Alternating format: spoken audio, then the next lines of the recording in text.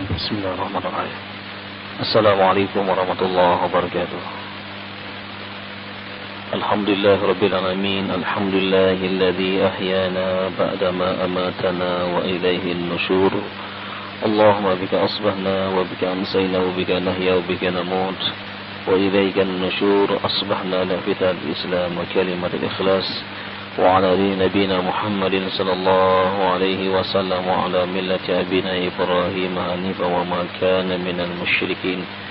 Qulillahumma malikal mulki tu'til mulka man tasha' wa tanzi'ul mulka mimman tasha' wa tu'izzu man tasha' wa tudhillu man tasha' biyadikal khair innaka ala kulli syai'in qadir.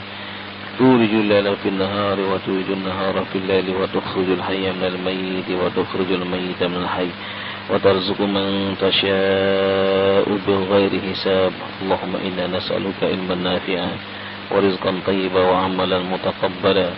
Allahumma inna na'udzubika minal hammi wal hazani wa na'udzubika minal 'ajzi wal kasali wa na'udzubika minal jubni wal bukhli wa na'udzubika min ghalabati ad-daini wa qahri rijali. اللهم ربنا لا تدع لنا في مقامنا هذا ذنبا إلا غفرته ولا هما إلا فرجته ولا كربا إلا نفسته ولا دينا إلا قضيته ولا مريضا إلا شفيته. اللهم اشف مرضانا ومرضى المسلمين ولا حاجة من هوائج الدنيا والآخرة إلا قضيتها ويسرها يا الله يا رب العالمين. رضيت بالله ربا وبالإسلام دينا وبمحمد نبيا ورسولا. Salawatullahi wa salamu ala hada nabiil karim nabina Muhammadin wa ala alihi wa sahbihi ajma'in, amma ba'du. Ma'asyiral muslimin rahimani wa rahimakumullah, jamaah salat subuh rahimani wa rahimakumullah. Kita lanjutkan kembali kajian pada kitab Tafsir Al-Qurtubi, masih di surah Al-Anfal ayat yang ke-59. أعوذ بالله من الشيطان الرجيم. ولا يحسبن الذين كفروا سبقوا إنهم لا يعجزون. وأعدوا لهم ما استطعتم من قوة ومن رباط الخيل ترهبون به عدو الله وعدوكم وآخرين من دونهم لا تعلمونهم الله يعلمهم. وما تنفقوا من شيء في سبيل الله يوفى إليكم وأنتم لا تظلمون. Ma'asyiral muslimin rahimani wa rahimakumullah. Pada ayat yang ke-59 di sini Allah Subhanahu wa taala menjelaskan tentang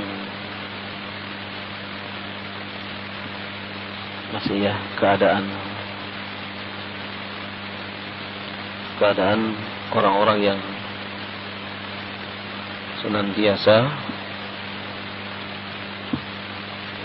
mempersiapkan dirinya berjihad di jalan Allah Subhanahu wa taala.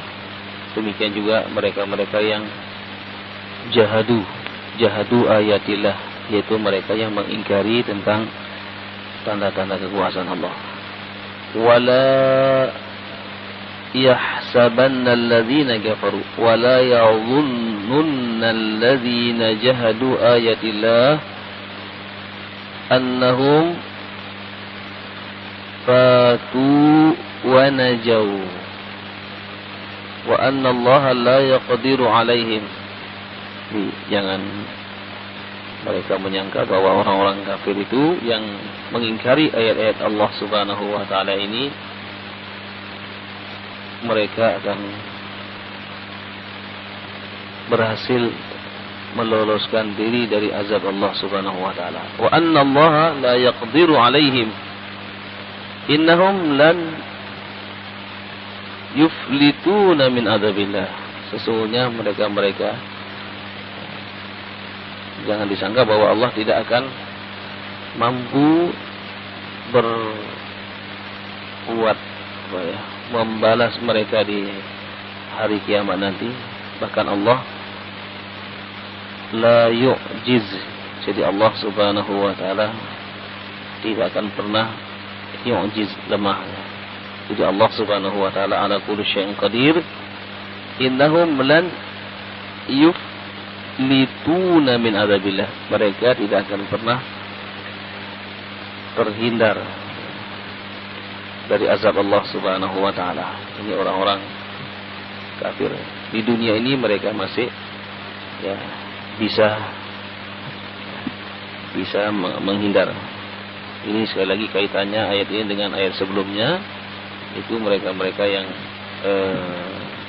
mengkhianati perjanjian dengan Rasulullah sallallahu alaihi wasallam. Itu dari kalangan orang-orang Yahudi yang ketika itu bertempat tinggal di kota Madinah. Nah, firman Allah ini, wala yahsabanna alladziina kafaru sabaqu, ay man afallat min waqa'ati badrin sabaqa ilal hayah. Jadi siapa yang berhasil lolos pada saat perang Badar dari kalangan orang-orang kafir kemudian mereka tidak akan mendapatkan balasan apapun, sungguh ini adalah satu persangkaan yang tidak benar. Innahum la yu'jizun ay fid dunya hatta yazfarakallahu bihim. Innahum la yu'jizuna hatta yazfarakallahu bihim. Jadi mereka tidak akan mampu nanti. Mereka tidak akan pernah bisa melarikan diri dari azab Allah Subhanahu wa taala. Innallaha ala kulli syai'in qadir. Sesungguhnya Allah Subhanahu wa taala Maha kuasa atas segala sesuatu. Jadi ini ayat ini sekali lagi umum kepada siapa saja yang mengingkari ayat-ayat Allah Subhanahu wa taala. La yash'uru bi annahu ya'manu bi annahum ya'manuna fi hadhihi dunya min azabillah wa ya'manuna kadzalika min adzabillahi fil akhirah. Jadi mereka jangan menyangka bahwa mereka akan aman di dunia ini dari azab Allah. Demikian juga mereka menyangka bahwa mereka akan aman dari azab Allah sebagaimana mereka di dunia ini. Sungguh ini adalah satu persangkaan yang keliru kata Allah Subhanahu wa taala, bahwa mereka nanti akan mendapatkan apa yang mereka usahakan di dunia ini. Disebutkan dalam ayat yang lain, Allah Subhanahu wa taala berfirman, inna sa'yakum lasyatta. Inna sa'yakum lasyatta. Sesungguhnya usaha kalian di dunia ini adalah berbeda-beda. Jadi perjalanan kalian di dunia ini adalah syatta, berbeda-beda. Ada di antara mereka ba'u anfusahum fi nasri dinillah. Jadi ada mereka yang menjual dirinya dalam rangka untuk menegakkan agama Allah Subhanahu wa taala. Wa minhum ba'u anfusahum min ajli dunia. Di antara mereka ada yang menjual dirinya demi kepentingan dunia, sebagaimana disebutkan juga di dalam hadis Nabi sallallahu alaihi wasallam. Ada di antara mereka yang fabai'u nafsihi wa mu'tikuha wa mubikuha. Faba'u binafsi famu'tikuha famubikuha.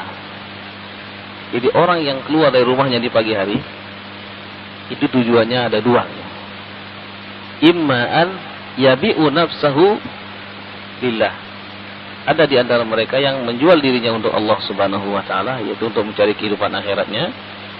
Antara mereka ada yang mubikuha, justru menghancurkan kehidupannya dengan mencari kehidupan mencari urusan-urusan dunia semata. Ini juga sesuai dengan apa yang dikatakan oleh Imam Hasan Al-Basri yang sering kita sampaikan. Beliau mengatakan, siapa saja yang ba'u ad-dunya menjadil akhir min ajlil akhirah yarbahuma fid dunya wal akhirah. Siapa yang menjual dunianya untuk kepentingan akhiratnya, maka dia akan selamat dunia dan akhirat. Tapi sebaliknya, siapa yang menjual akhiratnya untuk dunianya, maka dia akan rugi di dunia dan di akhirat. Ibaratkan orang yang menanam padi, dia pasti akan panen padi juga yang lain-lain. Tapi kalau orang menanam rumput, tidak akan pernah panen padi.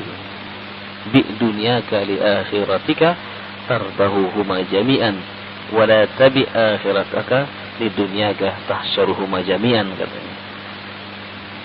Juallah duniamu demi akhiratmu, maka kamu akan beruntung dunia akhirat, dan jangan menjual akhiratmu demi kepentingan duniamu, sehingga kamu akan merugi selama-lamanya.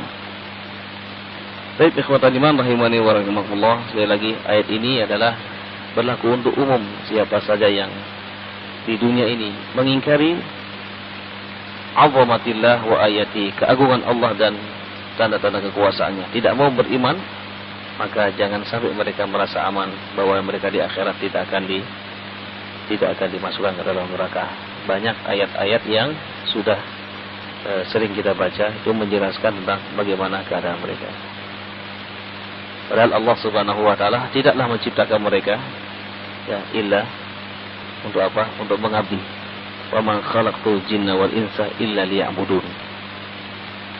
Tapi tetap sunnatullah, di dunia ini ada dua golongan, ada yang mukmin, ada yang kafir.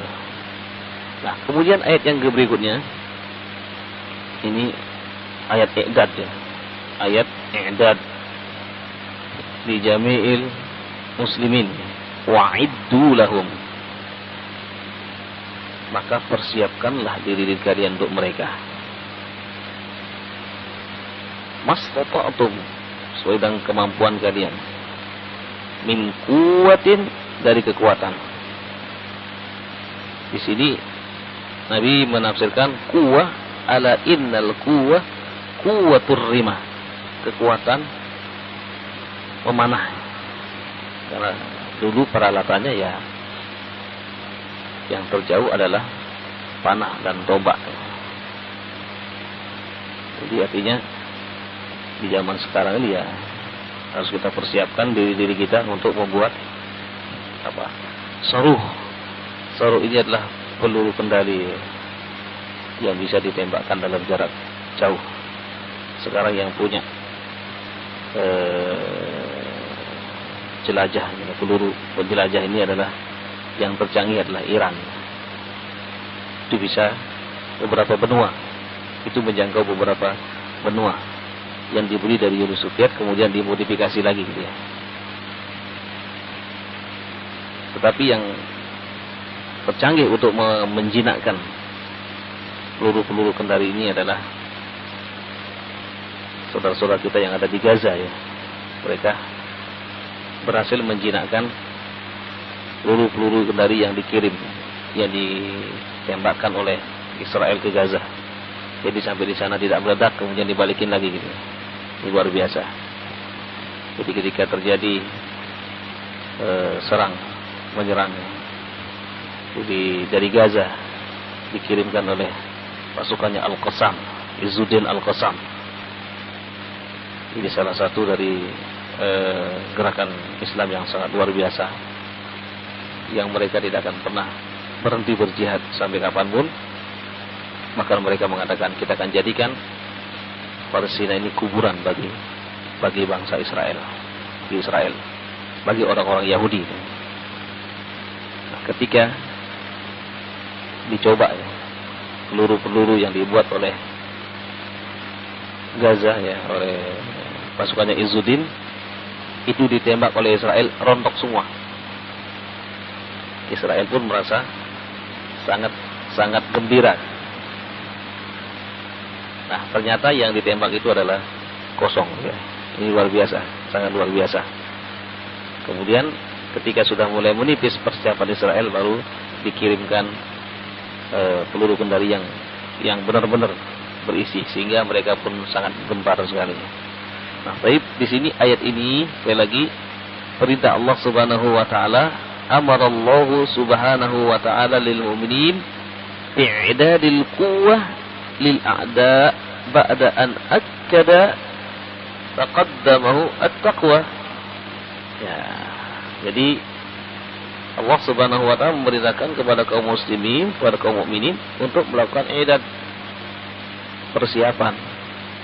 Jadi persiapan di sini ya persiapan fisik. Kalau dulu Nabi Shallallahu Alaihi Wasallam dengan para sahabatnya terhitung selama 59 sampai 60 kali melakukan jihad fisabilillah. Jadi umur beliau pada saat itu di tahun kedua Hijriah berarti 55 tahun ya.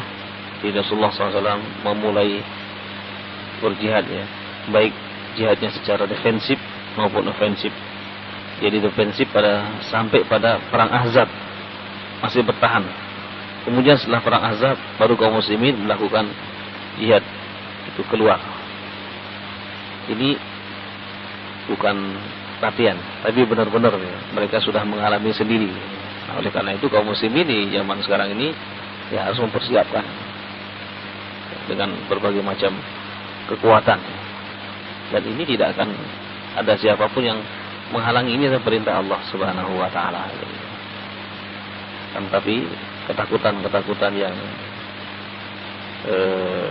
dialami oleh musuh-musuh Islam ini luar biasa.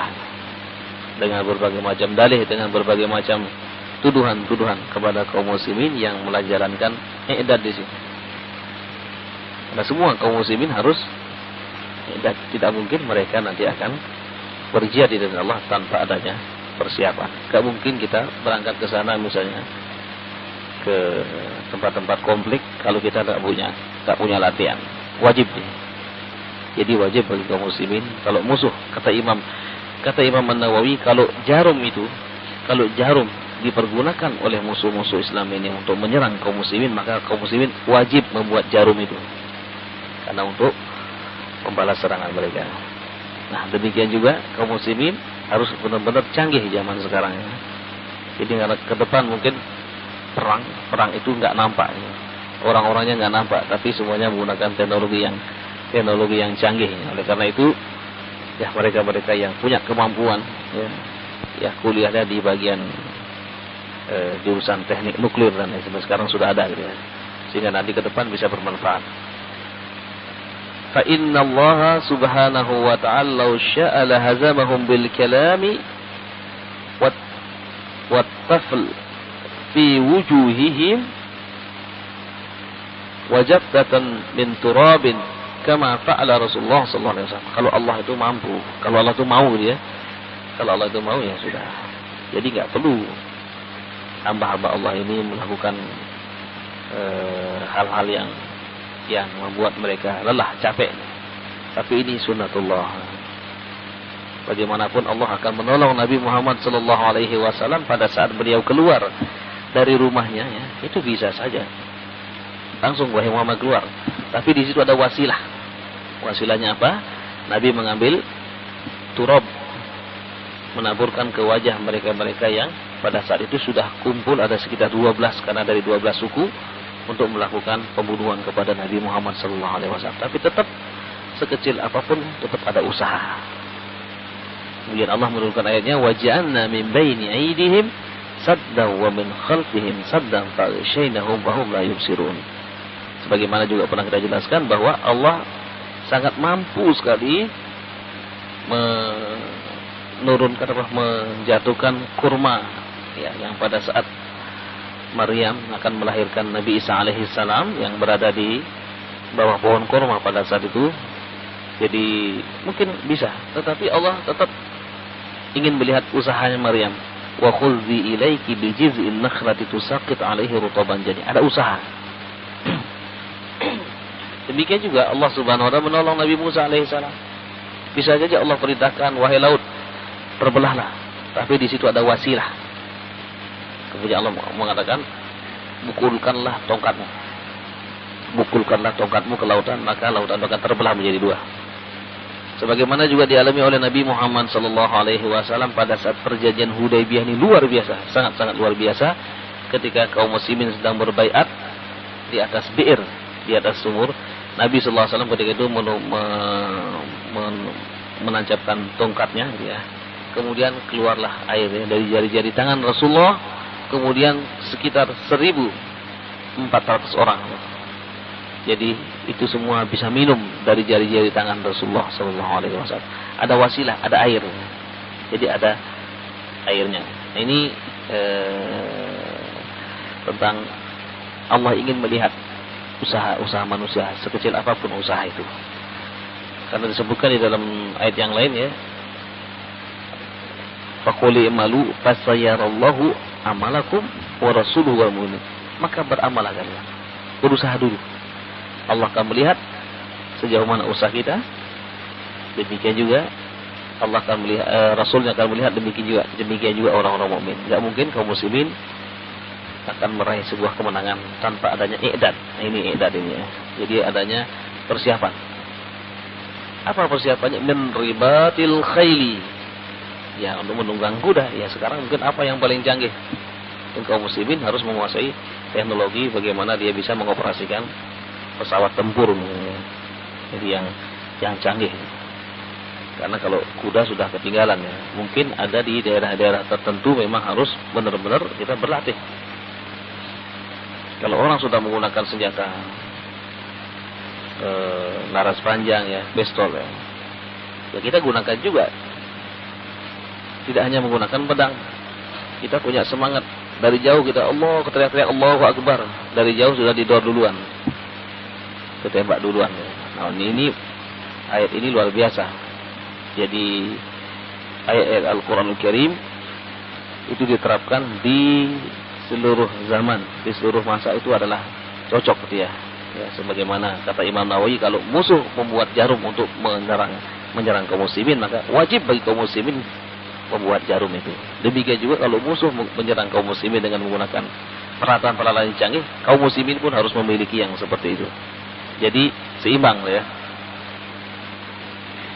Nah, kemudian dikatakan walakinnahu kama fa'ala Rasulullah SAW, walakinnahu arada an yakhilla ba'dun nas bi ba'din bi ilmihi sabi' wa qada'ihi an-naqid. Jadi Allah Subhanahu wa taala ingin melihat, ya betali, ingin menguji. Sehingga disuruh untuk melakukan suatu persiapan idam.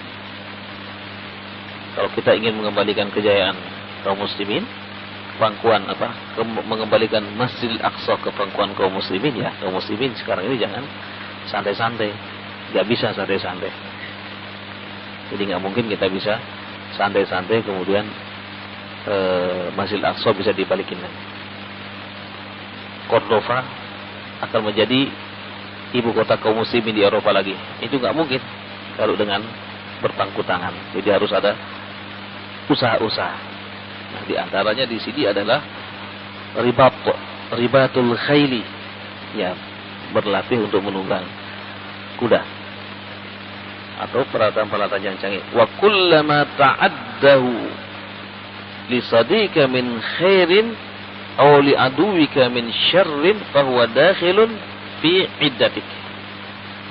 Wa kullama ta'addahu li sadiqika min khairin, ketika kalian sudah mempersiapkan diri kalian hal-hal yang baik untuk saudara kalian, aw li aduwika min syarrin, atau juga persiapan untuk menghadapi musuh-musuh yang selalu membuat kerusakan, fa huwa dakhilun fi iddatik. Itu adalah juga masuk dalam kategori iddah. Kalau sekarang musuh-musuh Islam menyerang kaum muslimin dengan berbagai macam informasi-informasi di internet, maka kaum muslimin juga melakukan itu dengan menyebarkan hal-hal yang baik-baik, menyebarkan hal-hal yang baik di internet, karena itu digunakan oleh musuh untuk menyerang kaum muslimin. Wa qala Ibnu Abbas al-quwwah hahuna as-silahu wal hissi. Yang dimaksudkan kuwah di sini adalah as-silah, kekuatan menggunakan senjata. Wa fi sahih Muslim an Uqbah bin Amir, diriwayatkan dalam Sahih Muslim dari Uqbah bin Amir, qala sami'tu Rasulullah sallallahu alaihi wasallam wa huwa 'alal mimbar, aku mendengar Rasulullah sallallahu alaihi wasallam ketika itu beliau ada di mimbar, biqauli yaqul wa'idu lahum mastata'tum min quwwatin ala innal quwwatur ramyu ala inna quwwatur ramyu ala inna quwwatur ramyu. Itu Rasulullah menafsirkan ayat ini. Para sahabat mendengarkan ketika itu beliau berkhutbah, beliau mengatakan kekuatan itu adalah kekuatan memanah.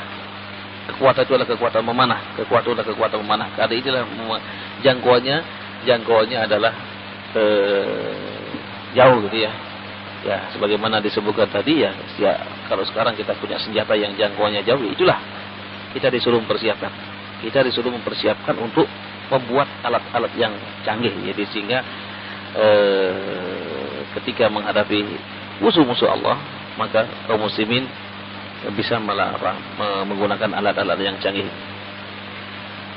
Wa hadza nassun rawahu an Uqbah Abu Ali Sumamah bin Sufyan bin Sufai al-Hamadani, wa laysa lahu fi sahih ghairuhu. Jadi enggak ada lagi yang ayat yang lain yang menjelaskan tentang kuwah di sini, tentang kekuatan. Karena Nabi sallallahu alaihi wasallam sekali lagi menafsirkan kata-kata kuwah di sini adalah kuwatur rima, yaitu kekuatan mana. Tapi dalam hadis yang lain Nabi mengatakan al-mu'minul qawi khairun wa ahabbu ila Allah minal mu'minid dha'if. Al-mu'minul qawi, orang-orang mukmin yang kuat, khairun, lebih baik, wa ahabbu ila Allah, dan lebih dicintai di sisi Allah, minal mu'minid dha'if, daripada orang-orang mukmin yang lemah. Nah, kalau kita enggak i'dad, lemah kita. Kalau kita tidak melakukan i'dad, persiapan, kita lemah. Maka i'dad di sini juga tidak hanya kaitannya dengan masalah senjataan, juga fisik, demikian juga keimanan. Jadi sehingga benar-benar sejalan. Sebagaimana Allah Subhanahu wa taala mendidik umat ini, mentarbiyah umat ini mulai dari masalah-masalah ketauhidan, kemudian sudah benar-benar mantap, sudah benar-benar mereka meyakini bahwasanya kehidupan yang hakiki adalah kehidupan akhirat. Ya, kehidupan yang hakiki adalah kehidupan akhirat. Kemudian kesuksesan yang hakiki adalah kesuksesan yang ada di akhirat. Jadi mereka benar-benar keimanan yang sudah kuat, sehingga ketika mereka diperintahkan untuk berjihad, mereka pun maju, mereka pun tanpa mengenal rasa takut sedikit pun, karena mereka sesungguhnya adalah ketika berjihad di jalan Allah, yang dicari bukan hidup, tapi mencari mati gitu ya. Perkataan dari tentara Khalid bin Walid pada saat memimpin pasukan ke Yarmuk, ya, pada masa Abu Bakar As-Siddiq, beliau mengatakan ji'nakum biqaumin yuhibbunal mauta kama tuhibbunal hayah. Kami datang dengan satu kaum, membawa satu kaum yang mereka inilah mencintai kematian sebagaimana kalian mencintai kehidupan. Nah, sehingga perang ini disebut dengan perang Zatus Salasil. Zatus Salasil di sini adalah tentara-tentara Romawi pada saat itu diikat semuanya. Jadi dirantai semua. Jadi tentara-tentaranya ketika itu dirantai. Jadi ya mereka yang merantai sendiri, karena mereka takut nanti kalau diserang mereka akan lari. Jadi sehingga mereka tidak bisa lari pada saat itu. Nah, Khalid bin Walid ketika itu mengatakan kami datang, atau Abu Bakar As-Siddiq mengatakan kami datang dengan satu kaum yang mereka inilah rindu dengan kematian sebagaimana kalian rindu dengan kehidupan. Siapa yang tidak takut ya menghadapi orang-orang seperti itu? Oleh karena itu, mari kita persiapkan diri kita mulai saat sekarang ini. Jadi perjalanan masih panjang, perjalanan ke depan masih panjang. as-sira'u bainal haqqi wal batil ila yaumil qiyamah. Jadi pertarungan antara yang hak dengan yang batil itu akan senantiasa ada sampai hari kiamat. Nah, tergantung bagaimana kita sekarang punya niatan atau tidak untuk mengendalikan kejayaan kaum muslimin di negeri ini atau di tempat-tempat yang lain. Karena ini adalah merupakan tugas kita semua. Tugas kita sebagai seorang khalifah di muka bumi ini adalah dalam rangka apa? Dalam rangka himayatu ad-din, untuk senantiasa menjaga kelestarian, keberlangsungan ya, keberlangsungan kaum muslimin dalam menjalankan syariat Allah Subhanahu wa taala. Baik, mungkin ini sementara yang disampaikan. Ini ayatnya masih, nanti insyaallah kita akan sampaikan ayat yang ke-60 ini, itu kaitannya dengan i'dad, kaitannya dengan bagaimana persiapan-persiapan yang harus dilakukan oleh kaum muslimin sedini mungkin untuk mempersiapkan dirinya dalam menghadapi musuh-musuh Allah yang wabil khusus zaman sekarang ini adalah menghadapi bagaimana invasi pemikiran, yaitu bagaimana menghadapi gazul fikri. Jadi gazul fikri ini adalah satu perang yang tidak memerlukan senjata, tetapi memerlukan pemikiran yang canggih ya. Jadi mereka merusak kaum muslimin lewat keyakinannya, lewat syahwatnya, lewat akhlaknya. Ketika sudah rusak kaum muslimin, maka di sini akan sangat mudah sekali mereka melakukan penyerangan-penyerangan. Aqulu qouli hadza wa astaghfirullah li wa lakum wa ashkuru wa la husni bikum subhanakallahumma wa bihamdika asyhadu an la ilaha illa anta astaghfiruka wa atubu ilaik. Assalamualaikum warahmatullahi wabarakatuh.